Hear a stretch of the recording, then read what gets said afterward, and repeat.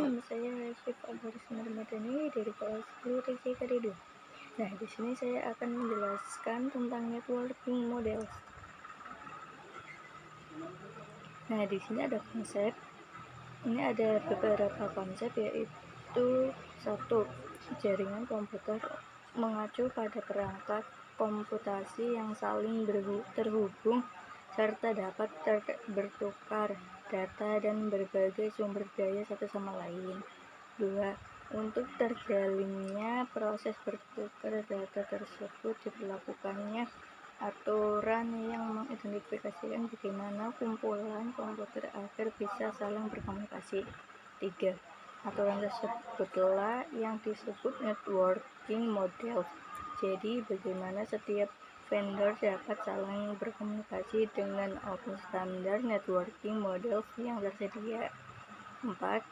Yaitu untuk saat ini open standard networking model yang ada di media dan terkenal ada dua, yaitu TCP atau IP model dan OSI model. Nah, kita lanjut nih. Di sini ada TCP atau IP model. Ya, ada 4 ini, yaitu 1. Merupakan jenis networking yang saat ini common digunakan. 2. Mendefinisikan suatu protokol agar antar komputer utama yang berbeda network bisa saling berkomunikasi. 3. Untuk membantu dalam memahami setiap networking model dipecahkan menjadi 2 bagian kecil yang disebut layer. 4.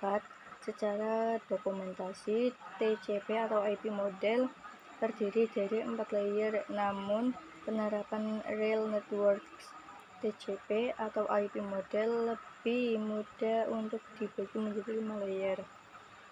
Nah, kita lanjut nih. Di sini ada TCP atau IP transport layer. Nah, di sini ada 6 bagian, yaitu 1.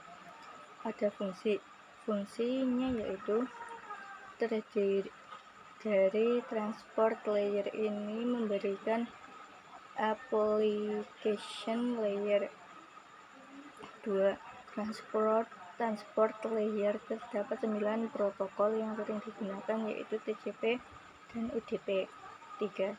TCP digunakan reliable. 4.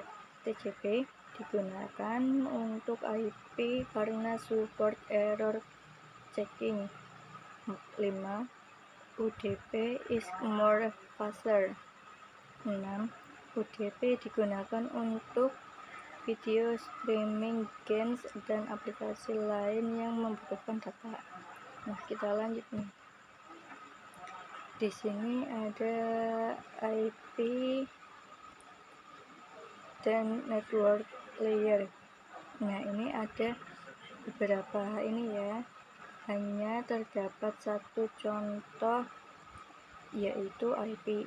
IP menyediakan 2 fitur yang sangat penting, yaitu addressing dan routing, guna berfungsi untuk menangani konektivitas dan pemilihan jalur.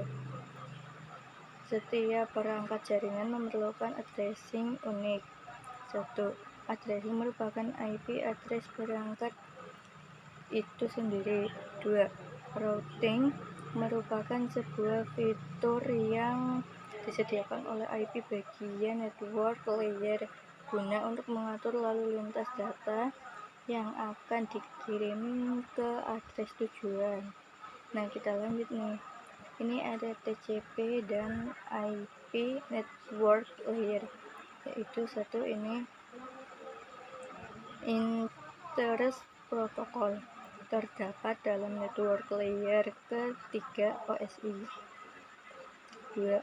Kumpulan protokol komunikasi yang menjadi fondasi dalam proses transfer baik di internet maupun jaringan lokal. 3. Digunakan untuk berkomunikasi antar perangkat jaringan. 4. terdapat dua jenis address. Nih, ada ininya ya.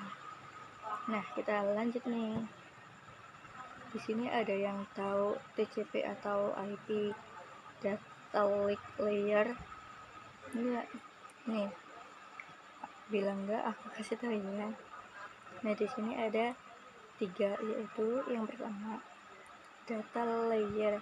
Data layer mengidentifikasi protokol yang dibutuhkan pada physical layer. 2. Fitur yang ada di dalam data link ialah FCS sequence, yaitu mendeteksi error tanpa recovery. Ini yang ketiga ada physical layer, yaitu mendefinisikan cabling pada suatu jaringan komputer. Yang terakhir keempat yaitu addressing yang digunakan pada data link ialah MAC address. Nah, kita lanjut nih. Nah, di sini ada OSI model. Di sini ada yang tahu OSI model enggak? Nih, aku kasih tahu ya. Nih, di sini yaitu ada 3 bagian. Yang pertama yaitu untuk saat ini model yang sering digunakan hanya TCP atau IP karena untuk dari sisi perkembangan protokolnya atau modelnya TCP atau IP lebih dominan daripada OSI layer. Sebelum networking models ada, setiap vendor memiliki networkingnya masing-masing karena setiap vendornya memiliki komunikasi sulit dilakukan. Yang terakhir, yang ketiga, ini ada OSI layer biasa dipelajari dan mudah dipahami. Kita lanjut nih. Sekian dari saya. Assalamualaikum warahmatullahi wabarakatuh.